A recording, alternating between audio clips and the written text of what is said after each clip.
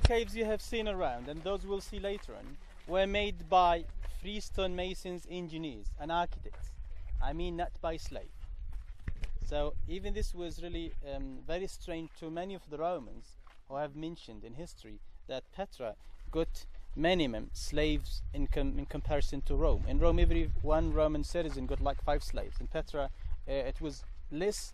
I mean, these monuments were done by freestone masons, by professional people, and these monuments were always done from top to bottom. There is unfinished tomb over there. You see only little stairs, and it was not finished. There are many like this in the city, were not finished. They always started from top to bottom. So every family must have a budget to do their tombs, and most of the tombs being done by the house. They will start carving the tomb. From the tomb they get stones, and they go they send them down to build a house. So they're building their houses, the 2 houses, this house of the first life, the house of the second life at the same time. So, but these tombs one day had doorways. They are all being protected and had doorways, and they were made for families. But if you look on the other side, you can see a tomb was made for a rich family. That tomb is bit different in design from those we have seen already. The tombs which got which we call stairway to heaven at the top. The tomb there got to the top part 4 obelisks, which, as you know, a very clear Egyptian influence. But if you look at the lower part, that shows more like Greek and Roman influence. So rich family tombs, royal families would always have enough money to do things like this. So the Nabataean civilization in Petra was not isolated from the whole other neighboring civilizations at that time. So from the first few minutes going through the Sikh, you start to feel that it's really cool, and we are very close to noontime. So this cool atmosphere was something made by the nature, but something was very important for the old Nabataeans, for making business, for having very nice reputation for their city.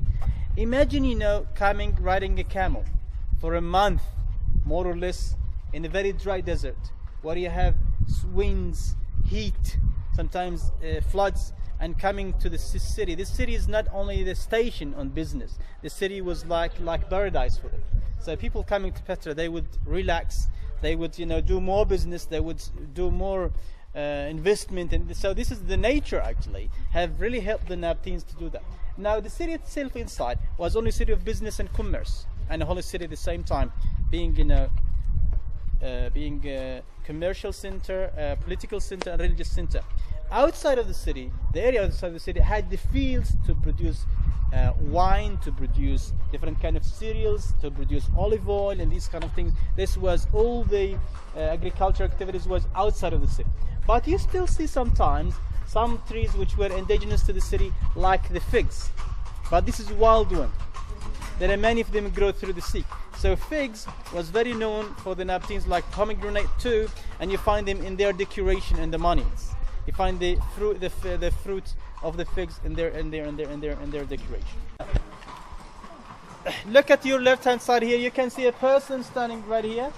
You can see the details of his dress there, and the 2 feet, the details of the sandal. He got a stick in his left arm. You see the stick there.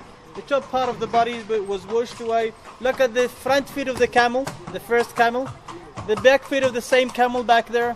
The body of the camel, the belly of the camel, the body of the camel. And there is another person there guiding another camel. Do you see the vertical line to the top there is part of the camel saddle there? That's like 1 foot height there. So these 2 camels are going the way down. There are 2 other camels to the left hand side, they're going the way up. So this is like a message, this is like saying that Petra was a city of caravans. Against pyramids in Egypt and hanging guns of Babylon. This was made to show one of the greatest wonders of the ancient world. Petra was a meeting point for lots of traders and merchants have come from all over the ancient world, from Greece, from Rome, from Athens, from all over. So Petra was made, the treasure was made to give first strong impression. I feel like it was made to give a shock to those who are coming to Petra. And this was made in a quite classical Greek and Roman style. It's like a masterpiece of the Greek and Roman art. This is not simple like the monastery if you like to go to see later on. This is very Greek and Roman with more complicated. It's about 40 meters high and 30 meters wide. which was made as one solid piece of stone from top to bottom. Took maybe 10 years to 15 years to be finished by thousands or hundreds of stonemasons, engineers, architects, etc. And it was built in a way to be very well protected from the whole nature elements. So everything you see there is 2,000 years old